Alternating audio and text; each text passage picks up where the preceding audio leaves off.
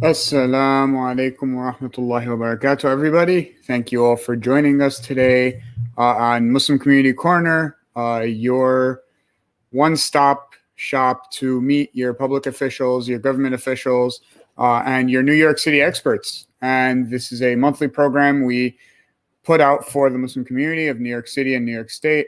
And we meet public officials as well as other government officials, commissioners, department heads, and we try to answer the most pressing issues for the Muslim community through this program. It's the first of its kind, and I would like to welcome everyone who's watching us now and everyone who's going to catch the recording. So with us, we have a very interesting guest today, Dr. Torian Easterling, who I'm going to add to the stream right now. Dr. Torian, can you hear me? I think you're on mute. Yes, I can hear you. What's up? How are you? I'm good. I'm good. How are you doing? Just hanging in there, maintaining like everyone else. Absolutely. Thank you so absolutely. much for the invitation to join you this evening. Of course, anytime. So Dr. Torian is the first deputy commissioner of the New York City Department of Health and Mental Hygiene. He's also the chief equity officer for the department. He's also, a doctor, as well as, if I'm not wrong, I think it's a PhD, right? Or is it a MPH? No, sorry, that's what it was. yes, right. So he holds, a doctor's degree, a medical doctor's degree, as well as a master's in public health. He's been, one of the chief doctors leading New York City through the pandemic, and we're here to see his insight. I mean, on many different things about, COVID, the pandemic, the future of public health, as well as the most pressing issue, vaccines. So I guess, feel free to introduce yourself, tell us about your story, and we'll get started with some questions. Sure. Yeah. Well, I think you did a wonderful job. The things that I would add.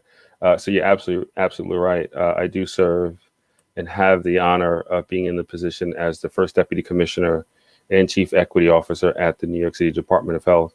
I've been at the agency now for over 6 years in senior leadership roles, really just sort of thinking about programming and really thinking about ways in which we can build relationships and collaboration with community organizations and community in general. We understand that if we're going to reach the outcomes that we need to reach, we certainly have to center the communities that have been marginalized, and that certainly includes BIPOC communities, low-income communities, immigrant communities. And so I have certainly been honored to do the work that I do. I'm a family physician, so I cut my teeth, taking temperatures from babies and taking care of our elders and everything in between. And it has certainly been an honor sort of growing and evolving in the medical field and really just being a doctor for the community. And that's how I certainly see myself. Well, thank you so much. And I mean, again, it's super indicative that you would move into the public sector specifically, during a time like this, the pandemic, which has really changed the way that we see public health and has changed pretty much everything that we think about when it comes to health policy and how, the government plays a role in medicine and people's health. So I guess the first question to start off with today is, what's the status of COVID-19 in New York City, and how are we doing on the fight against COVID-19? Yeah, so I think what people need to understand is that we are a resilient city. We have been doing everything that we need to do to really push back on the spread of COVID-19. I'll just step back and just say that, the work of our agency has always been to protect and promote the health of all New Yorkers. And, that's from our littlest New Yorkers, and that's also from all the communities that we serve. And, our data shows that the more that we get people vaccinated, the more that we get to protect New Yorkers against severe illness, hospitalization, and death. As of right now, I would say about we're September 23rd, we have over 11 million doses of vaccines that have been administered across the city. And that has been a true testament of, the collective effort of making sure that We have the infrastructure, but we also have the message, and we're communicating to New Yorkers, and also have boots on the ground, really knocking on doors, engaging with faith-based organizations, community organizations to get the word out that the vaccines are accessible, safe, and effective. Now, as I say that the vaccines are safe and effective, that we have reached, administered over 11 million doses, that's all in the context that COVID-19 transmission is still at a high level, a high and concerning level. We still have a high number of cases. Right now, about 1,500 new cases as of today. We still have high rates of hospitalization. And that's really because of the Delta variant. We learned about the Delta variant, and as it has started in India and it began to travel around, we saw that this Delta variant was much more concerning than the original classic COVID-19 SARS-CoV-2 virus. And so as the Delta variant has been circulating in the community, we have seen more severe illness, more hospitalization, and we know that this variant is more transmissible, meaning that even if you've been vaccinated, you certainly still have to be vigilant and protect yourself. So that's why it's really important. We get folks vaccinated, but we still do all the things that we know are really important in stopping the spread of COVID-19. So that's the status of COVID-19, and we certainly still have more work to do.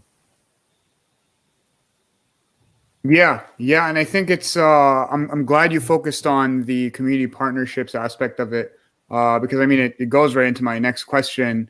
But I think I was reading some numbers recently. I think it was New York statewide. We've got like about 70%. I think it's of the state, or it might be the city. No, I think it is the state vaccinated, which is it's a pretty big feat. But we're looking into maybe as a follow up, we're looking into the Delta virus becoming more prevalent in our communities. How effective is the current vaccine in fighting the Delta virus, and what can we expect in the coming months for for what Delta precautions are looking like? Yeah, so certainly that's a really good question.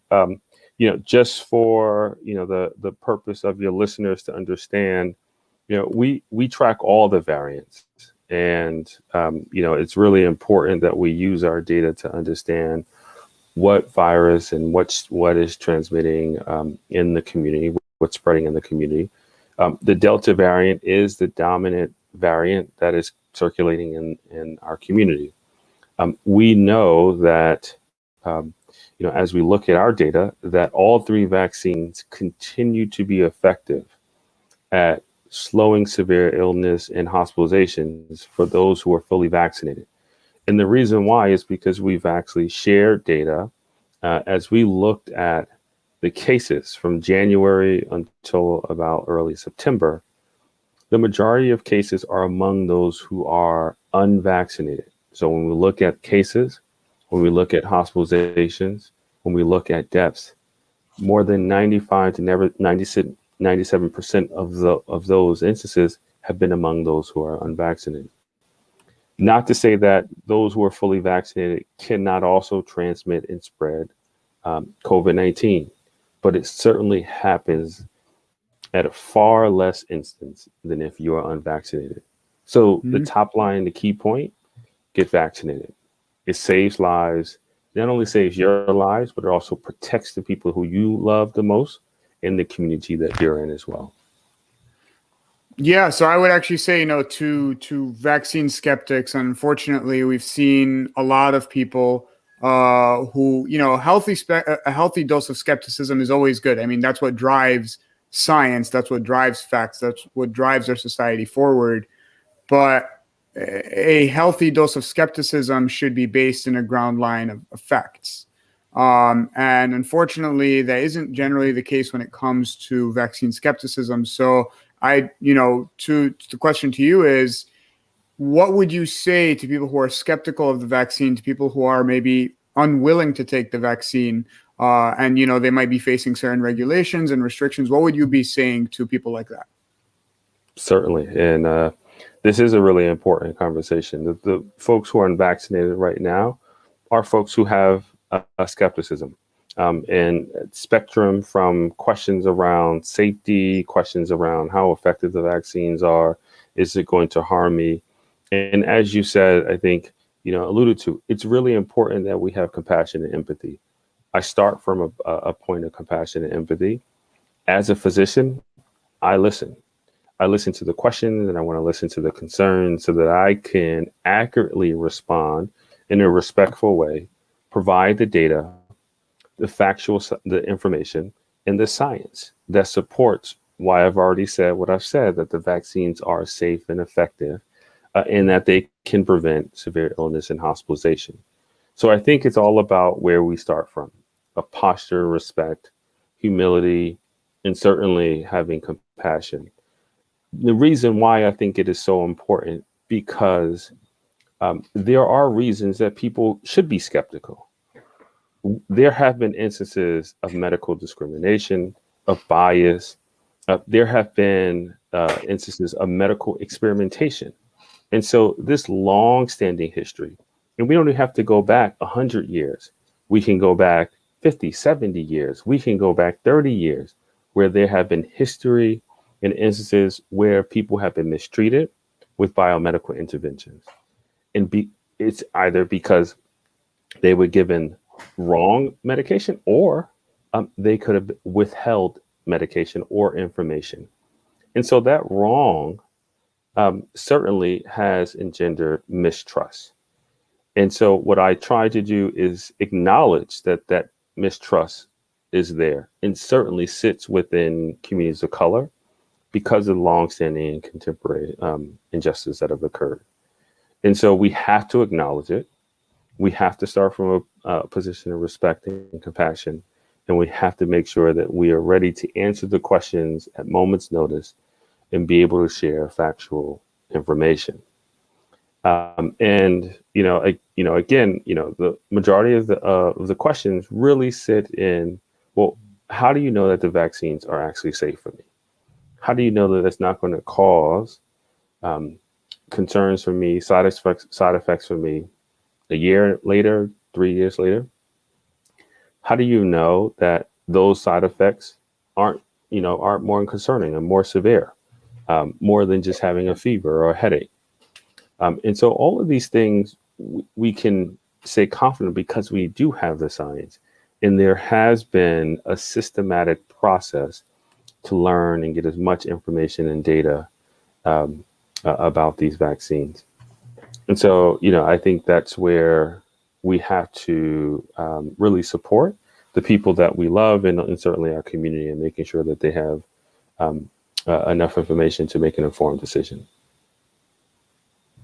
Absolutely. And I think like something that I've noticed, like a lot of times when I met with vaccine skepticism and, people go into the very real history of, the Tuskegee Project, for example, and I forgot the woman's name Henrietta Lacks, they go into this very real history that is definitely part of the American experience, is part of the, Black experience and the minority experience in the US. But then when you look at, the actual map, you look at the data, you look at where vaccines are very prevalent, it's in the rich neighborhoods. It's in, prevalently white majority neighborhoods who are taking the vaccine at a higher rate. And you look at neighborhoods where there wasn't really vaccine access in the beginning, or it took some time to get vaccine access out there. It is, working class neighborhoods. It's, poor neighborhoods. You're talking about like, majority or historically Black neighborhoods. And that's the reality, right? In that the skepticism is definitely healthy and it comes from a very genuine and real place. But it definitely isn't supported fully, at least by the facts that we have on hand. So I wanted to take a different trajectory and maybe talk more about, faith communities and faith partnerships. How can Muslims, and specifically, Muslim houses of worship, mosques, how can they support the fight to end the COVID-19 pandemic, or to, ward it off? Um, I think, I certainly will try to do justice and talk about, the ways in which the Muslim community can support. But I have to first start by saying that the Muslim community has already supported and continues to support this effort. And want to thank so many of the Muslim leaders for their effort to, control the spread of COVID-19, their leadership in getting the message out, helping to tailor that message in a way that it can land well in the community, but also opening up their doors to make sure that the resources that are so critical in pushing back on this deadly virus is important. A quick story, July of last year, before the vaccines were even available, we were really just trying to get out testing into the community.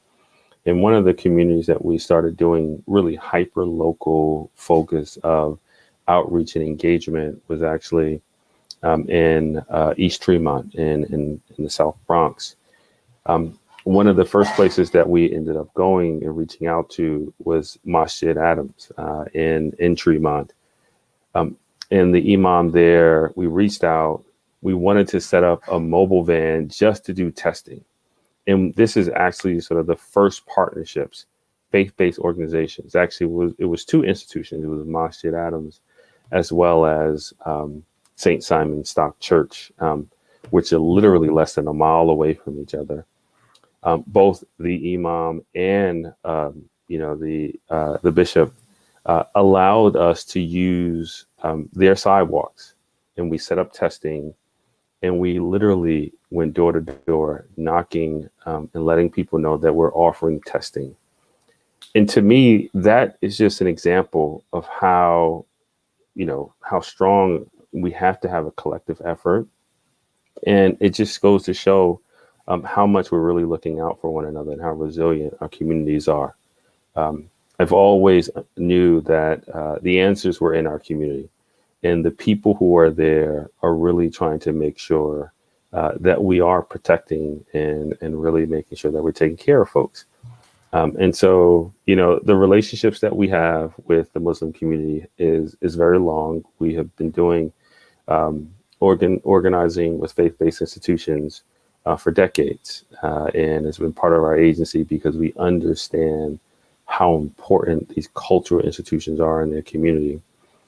As part of our hyperlocal engagement, we continue to bring a lot of our information, and we ask that, communities tailor that information in a way that they think the community will receive it very well. And so I think that's the first thing. We talked about responding to questions, addressing skepticism.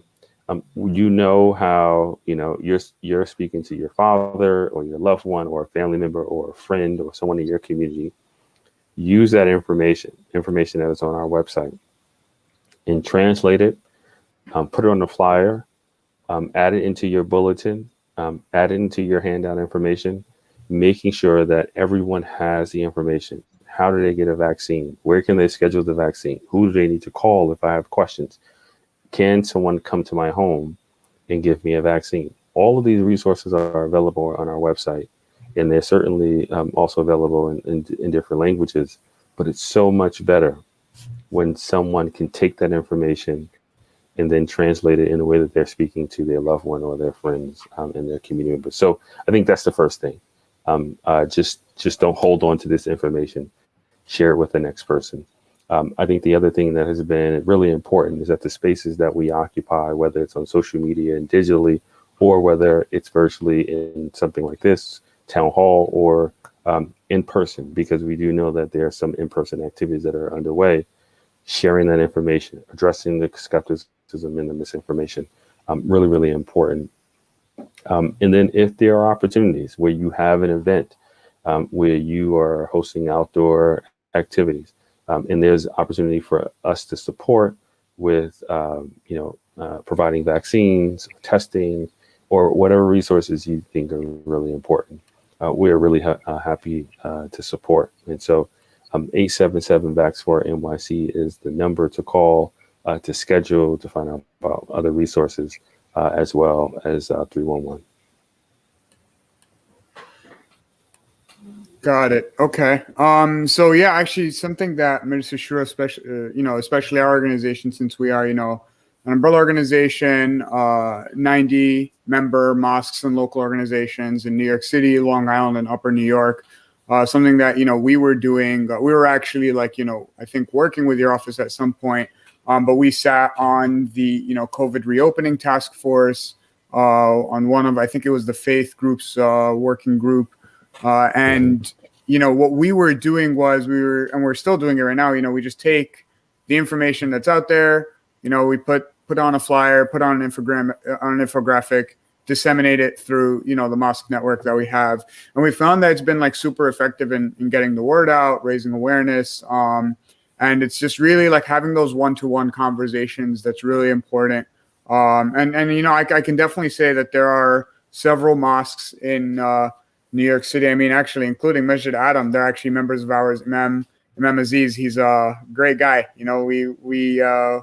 We see each other every one-off, and he's very helpful. We work with him a lot. We talked to them about when they did that vaccine pop up and when they did the testing site there. And really, for him, it was look, people in this community, they just don't hear about these stuff, and they're going to hear about it through the mosque. They're going to hear about it through the church. They're going to hear about it through, their own social interactions and their social hubs. So I guess, really just about keeping that awareness game going. Go for it. Yeah. One other thing I'll just mention, and I'll be remiss if I don't mention, you asked about how could I help? And, I want to make sure that groups should know that we do have an incentive program. Folks may know that we offer $100 incentives for individuals who are receiving their first dose, but we also offer $100 incentives for organizations who sign up individuals or refer them to receive their first dose. So groups can actually sign up at nyc.gov/vaccine referral bonus. And as they sign folks up, then they're able to get their $100 incentive. So. There you go. I mean, that's a great opportunity for our member mosques, great opportunity for our member organizations. So the last question, and I think it's going to be a bit of a long-winded answer, but the last question is, how has COVID impacted how we view public health in New York City, and especially, marginalized and working class communities? And how has it impacted you, personally? I'm sure as one of the chief doctors for New York City, it definitely has had an impact on you personally and on your work and the nature of it, but also the amount of work you put in. So I'd love to hear about that. Certainly. Yeah. I try to keep it short, because this could be a long answer. And it does cause one to be reflective. But what I'll say about how it's impacted the public health infrastructure and the view for New York City, the country, and the world, I think more people recognize how important public health is. Many people, they may have known about, healthcare and their own physician, but now public health has come front and center. I mean, it's we've been been behind the scenes keeping folks safe. The vaccines that you take, the seatbelt that you wear, the calorie reduction policies that we put in place, all of the things that we have to make sure that the community as a whole remains healthy. And so, as I think that this has been a real important opportunity to really think about how, the information that we can share about what it means to actually be healthy and what is good health, we now need to make sure that the language is plain enough that everyone understands it. I think folks are now trying to make sense of what does this data mean? How do I know that I'm healthy? What does it mean if positivity, test positivity, and transmission? And so now we have to make sense of it, and really make sure that everyday New Yorkers can grasp this information. And so I would definitely say that our communication has certainly changed the way that we're talking to New Yorkers and making it more accessible. I think the other thing is investment. We have to invest invest in the public health infrastructure, expand and make sure that our community-based organizations know their role in ensuring that the public has good health in the roles that they can play in their communities, as we talked about many of the masjids and the imams who stepped up, and our faith leaders. We can do more to invest in those cultural institutions and our community-based organizations, but also ensuring that community roles like community health workers are present.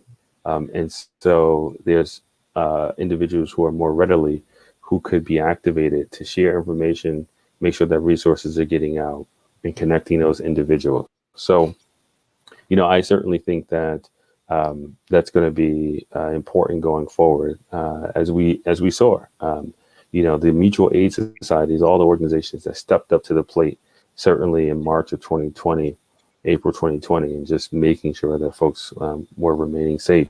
And and they also were doing a yeoman's job of just caring for individuals, even though that there was nothing that we could really do at that time in March and April, as we just saw so much devastation and sadness.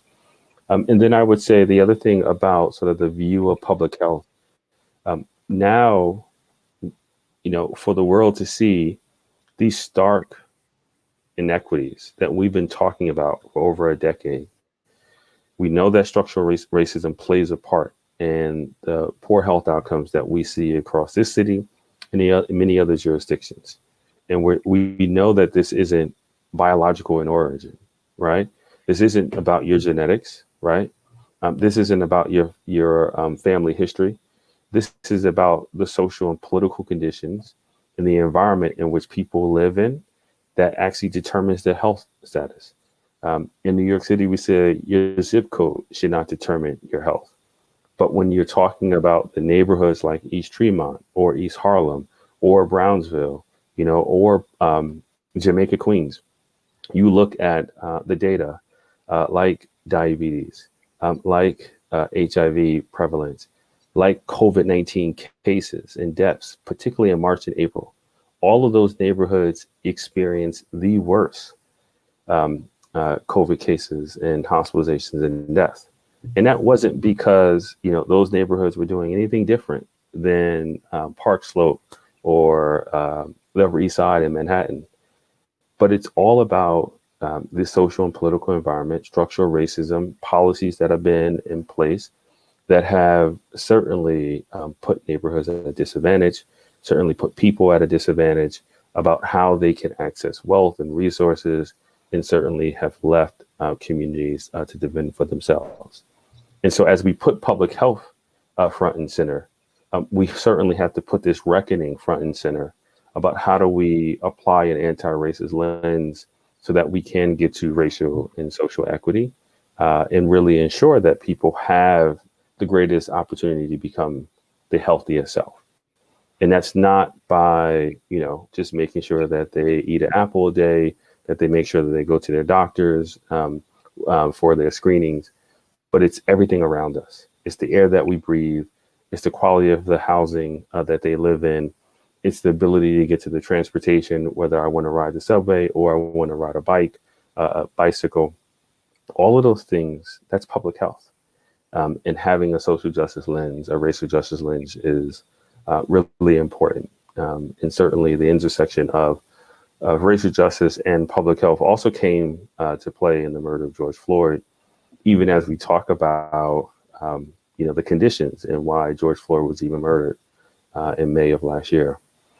And so, COVID impacted me personally because it then, just reaffirmed how important the work that I do as a chief equity officer, as someone who is committed to racial justice. It doesn't just sit in this box of public health, that we have to move beyond the practice of what we call traditional public health, but ensure that we are connecting, our practice, connecting our learning to other sectors as well. As I mentioned, housing and law and, transportation. All of these sectors feed into what it means to be healthy And so, so certainly that has been really clear. And we have seen an increase in people really stepping up, not only interested in public health, but in this intersection of what does it mean to apply a racial equity lens to public health practice. And so, so that's certainly reassuring and inspiring to see. But, you know, like many, so many, we were all affected. And we're all affected. The sadness and devastation, certainly in the beginning of last year, and trying to make sense of it all, the calls that I received, and people not knowing what to do and why their loved one is now gone. Those calls sit with me. You know, the news of family members passing away sit with me even now, and so that's personal. And but it also connects to the work that I do, and so I've been certainly. You know, just inspired to see how people have been stepping up across this city and across the world. We certainly know that we have to do more, and we have to be creative. We cannot be, you know, stagnant in our thinking. We also have to think outside the box.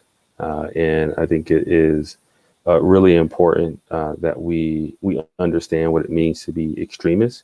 As Dr. King in his letter of Birmingham talked about, that we need more creative extremists.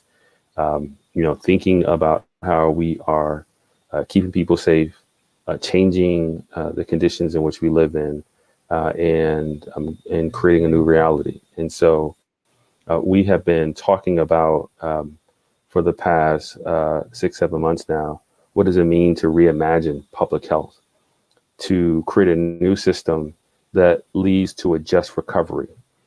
We're not trying to get back to what it was like before COVID. We want to get past COVID, but getting past COVID also means that we get to create a new reality. And we may not have all the answers at this very moment, but that's the opportunity that we have right now to reimagine what that will look like. And so I'm very much inspired by the ideas in the innovation that people are thinking about, centering Black and Brown communities, immigrant communities, low-income communities, because as we center those communities, then we make it greater for everyone. So, so yeah, I'll stop there and I can keep going. But again, I appreciate the opportunity.